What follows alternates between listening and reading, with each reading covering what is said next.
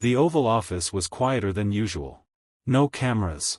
No press. No advisors crowding the room with their talking points and strategic briefings.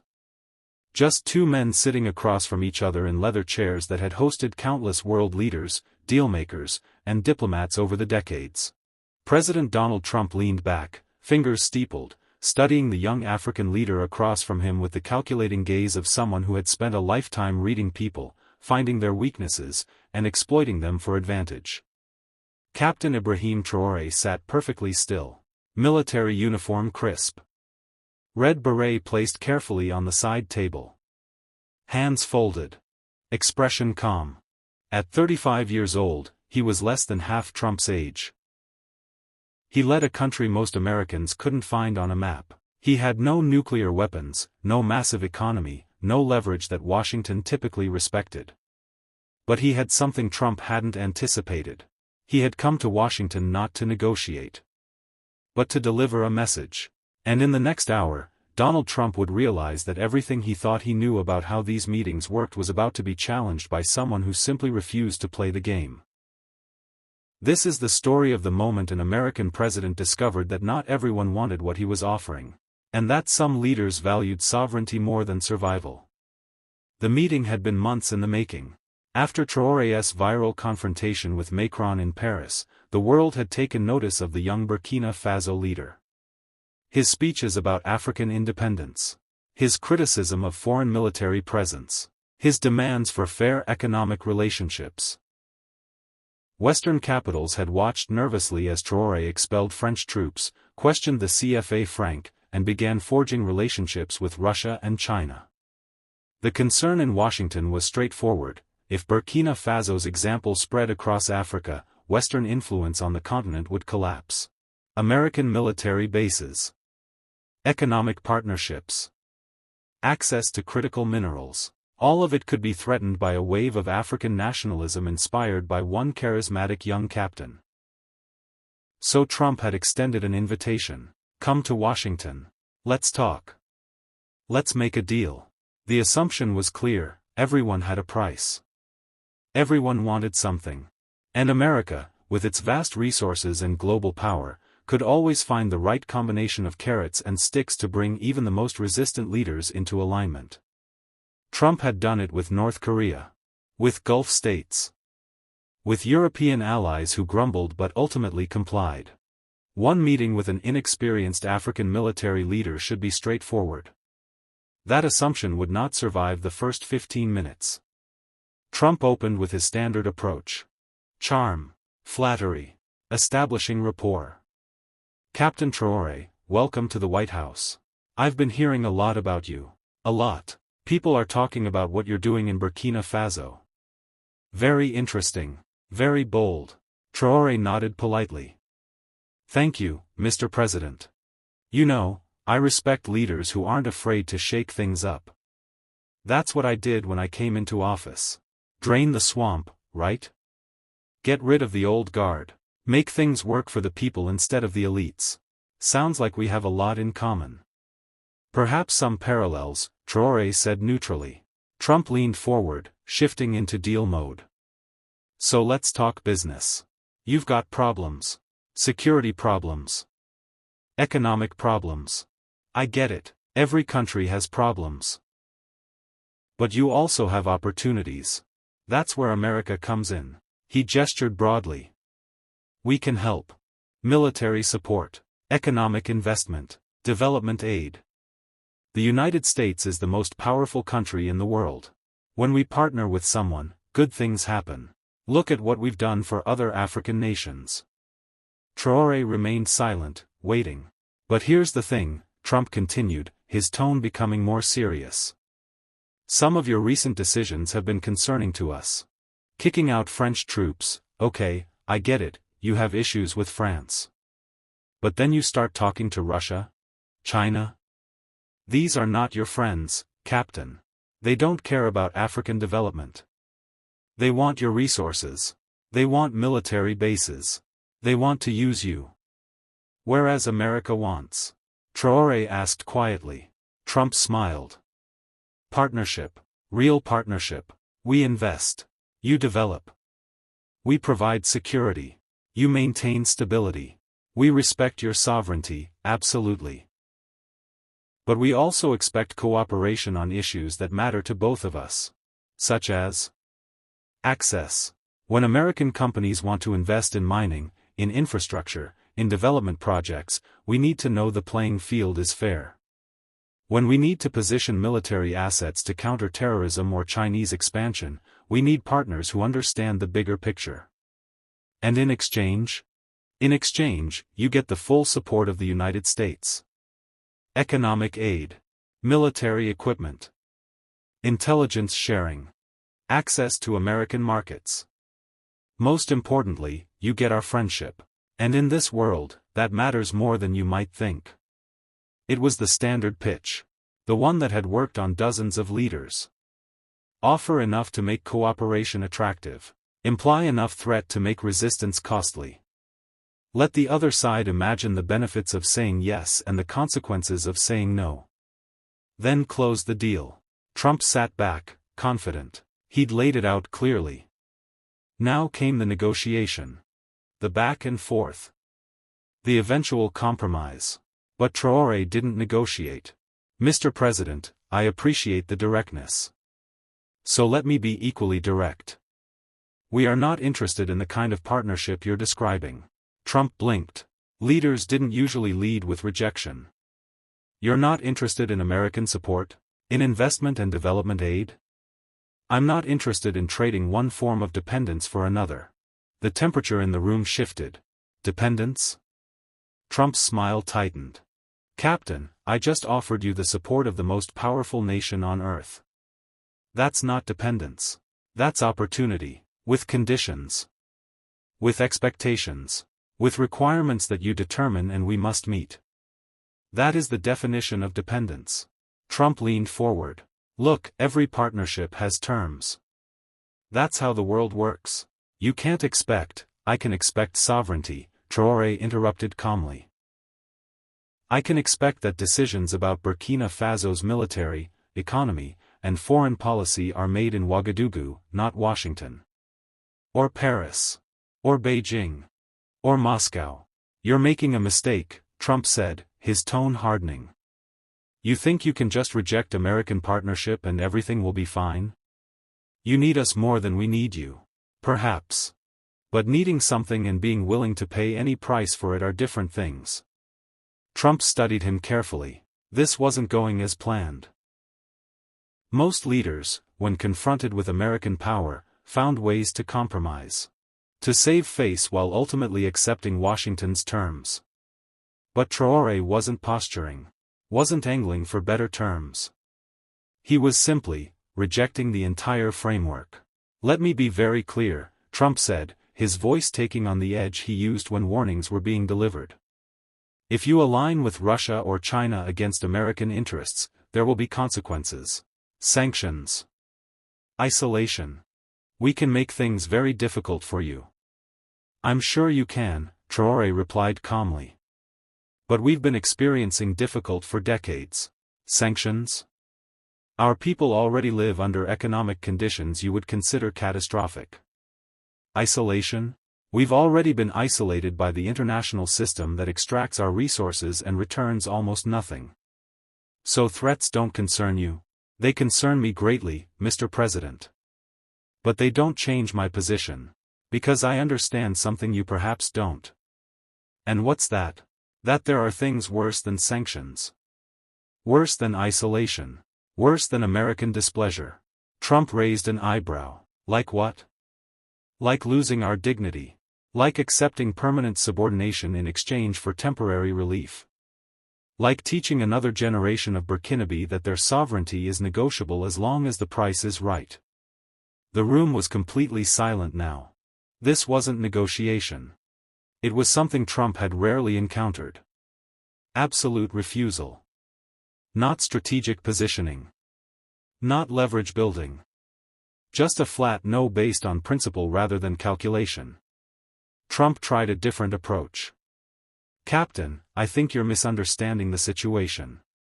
I'm not trying to compromise your sovereignty. I'm offering a mutually beneficial relationship. You get development. We get partnership. Everyone wins. Except the development you offer comes with conditions that undermine sovereignty. American companies get preferential access to our resources. American military gets basing rights. American foreign policy gets our vote in international forums. How is that sovereignty? That's how international relations work. No country is completely independent. Even America has partnerships with obligations. The difference is that America chooses its obligations from a position of strength. We're being asked to accept obligations from a position of weakness. That's not partnership. That's subordination with better marketing. Trump's jaw tightened. He wasn't used to being lectured. Especially not by someone from a country with GDP smaller than a single American state. You're being naive. Idealistic. The real world doesn't work the way you seem to think it does. The real world works exactly the way powerful nations design it to work. And then they call that design reality and tell everyone else to be realistic. But reality is just the current arrangement of power. It can change. And you think you can change it? You and Burkina Faso? No. But I can refuse to perpetuate it. I can demonstrate that another approach is possible. I can show other African leaders that saying no to unfair terms doesn't result in immediate collapse. It might, Trump said coldly. It might. But at least it will be our choice. Our decision. Not something imposed by Washington or Paris or Beijing. Trump stood up, a clear signal the meeting was effectively over. But he made one more attempt. Captain Traoré, you're making this much harder than it needs to be. I'm trying to help you. But I can only help if you're willing to meet me halfway. Mr. President, you're trying to help America. Which is your job? I'm trying to help Burkina Faso. Which is mine. The problem is that you've structured this conversation as if those two goals are naturally aligned. They're not. So what do you want? I want what you take for granted. The ability to make decisions based on our interests without external pressure. The ability to develop our economy according to our priorities. The ability to choose our partners without being punished for choosing wrong. That's not realistic for a country in your position.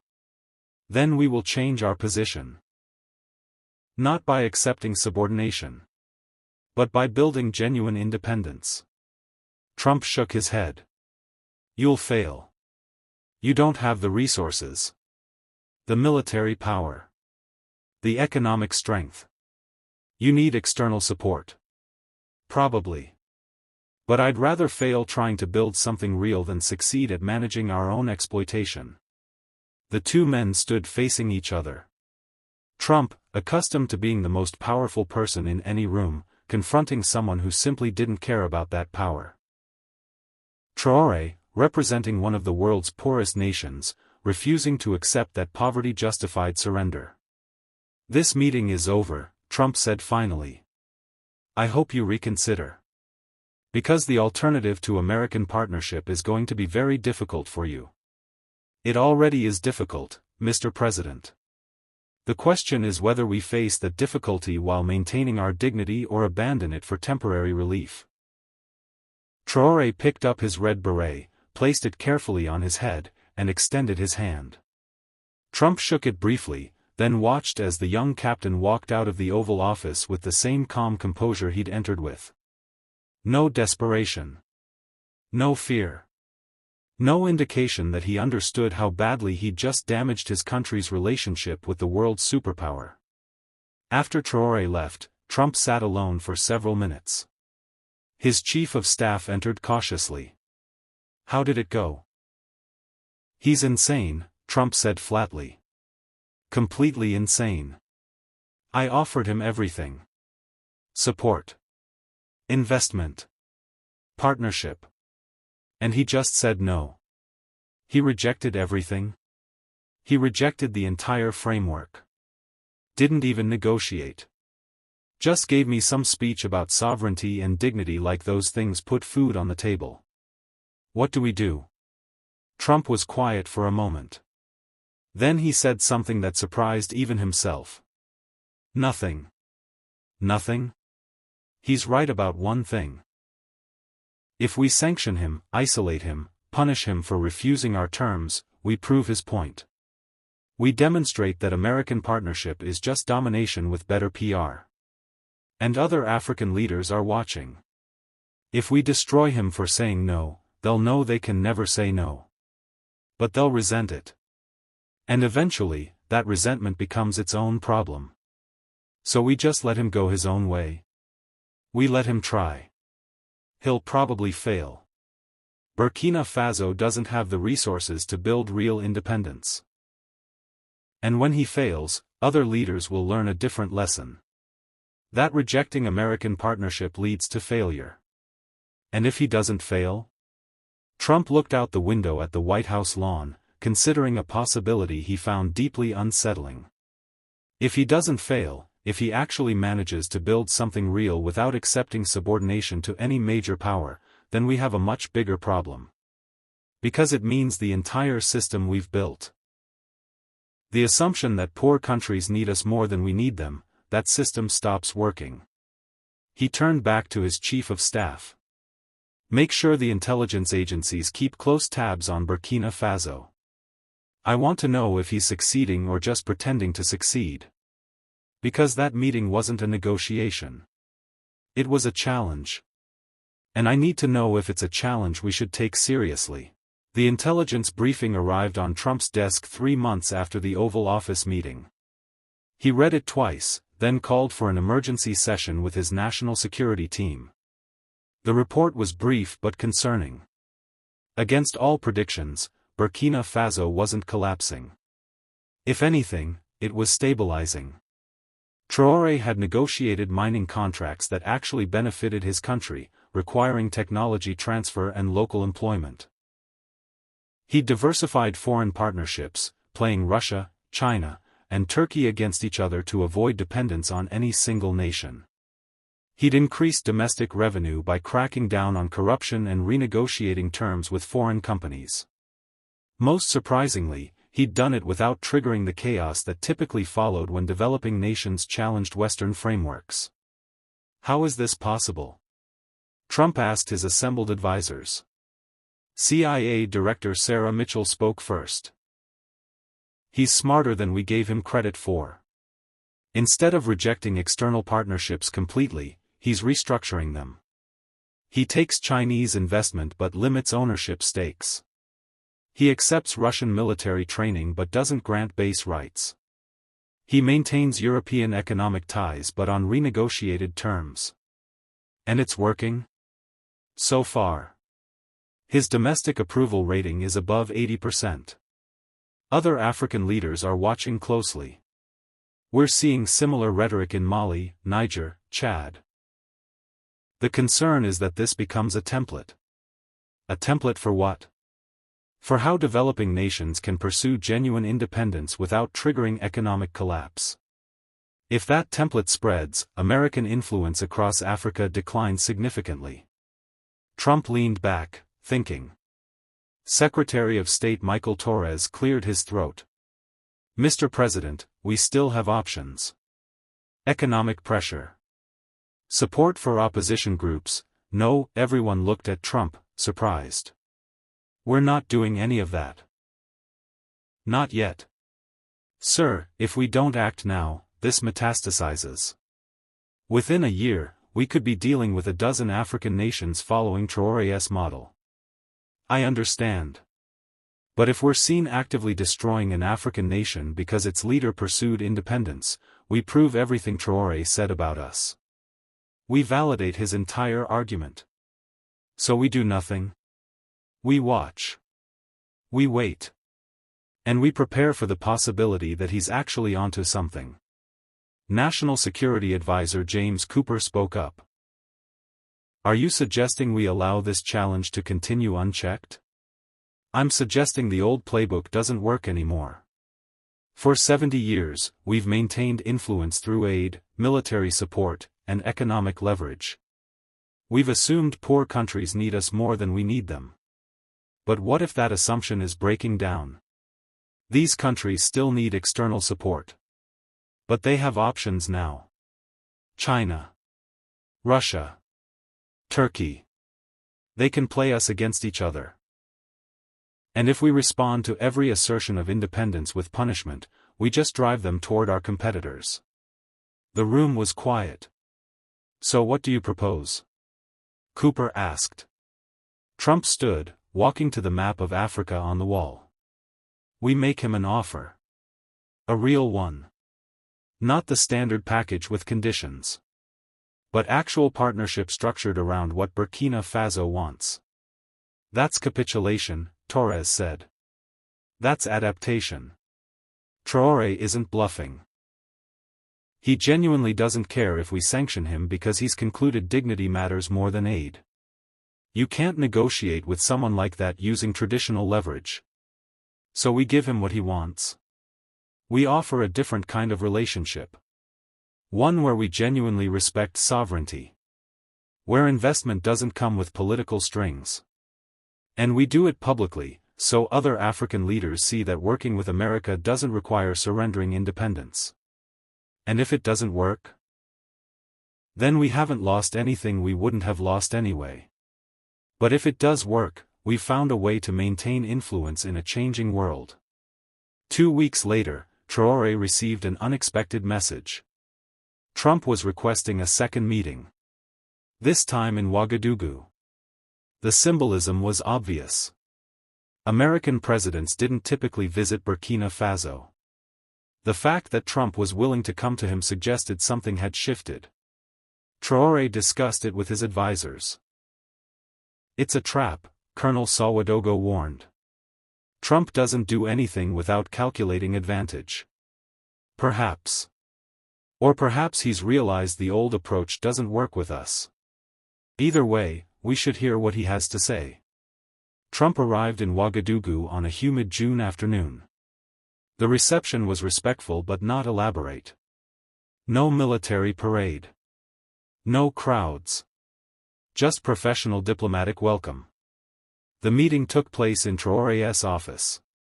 Smaller than the Oval Office. Less ornate. But Traoré's territory. Trump spoke first. Captain Traoré, I'll get straight to the point. I've been thinking about our last conversation. About what you said regarding sovereignty and partnership. And I think you were right about some things. Traoré waited, saying nothing. The traditional American approach to Africa hasn't evolved.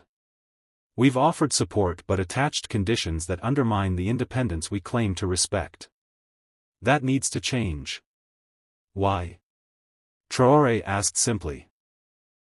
Because the world has changed. You have options now.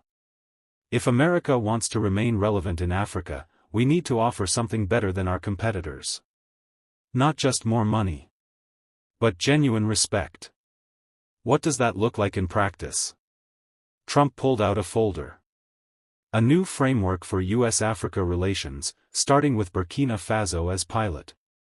Key points: first, all economic investment is structured as genuine partnership. Fair market rates. No exploitative contracts. Second, military cooperation is at your explicit invitation with regular renewal. No permanent bases. Third, aid comes without political conditions. We don't tie development to UN votes or foreign policy choices. Fourth, technology transfer and training. Not just extraction, but building local capacity. Fifth, neutral dispute resolution.